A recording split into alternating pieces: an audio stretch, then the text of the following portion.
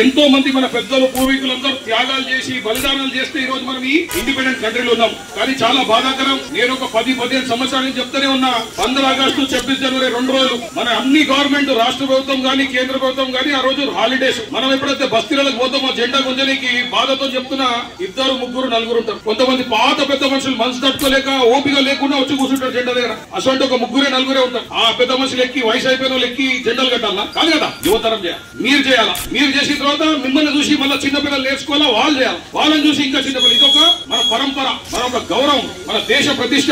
So ఈ యొక్క programme మనం వినూతంగా స్టార్ట్ చేద్దాం. నెలకొక ఆదివారం 1 అవర్ హాఫ్ అన్ అవర్ కలుద్దాం. అందరం హాఫ్ అన్ అవర్ కేవలం భారతదేశం జెండా పట్టుకొని బస్తీలలో తిరిగి రాబోయే యువతరంకి నవతరంకి అందరు తరాలకి మన దేశ కీర్తి ప్రతిష్టలు చాటి చెప్పుదాం. దీని వల్ల ఏమైతుంది, చాలా మంది యువత ఒక డిసిప్లిన్ గానీ పిల్లలలో వస్తుంది, వాళ్ళకు కూడా ఒక ఆకర్షణ ఉంటది. ఓ దేశభక్తి అంటే ఇది లేదు. 15 ఆగస్టు కానీ 26 జనవరి రోజు మనం పార్టిసిపేట్ చేయాలా, కొన్ని బస్తీలలో గేమ్స్ పెట్టాలా. అసలు ఒక ప్రోగ్రామ్ చేస్తే ఏమైందంటే యువతరం ఈ రోజు తప్పు మార్గాలు పోదు. లేకపోతే ఏముంది, చిన్న పిల్లలు ఒక్కోసారి బస్తీకి పోతుంటే బాధ అనిపిస్తుంది. ఆ మూల కూర్చొని సిగరెట్ తాగుతున్నారు, అవసరమైతే గాంజా తాగుతున్నారు, లేదా ఆటల్లో కూర్చుంటున్నారు. ఘోరంగా ఉంది పరిస్థితి. మనం దీన్ని ఇట్లనే వదిలేస్తే మటుకు ప్రతి ఒక్కరు గాంజా తాగేటోడు.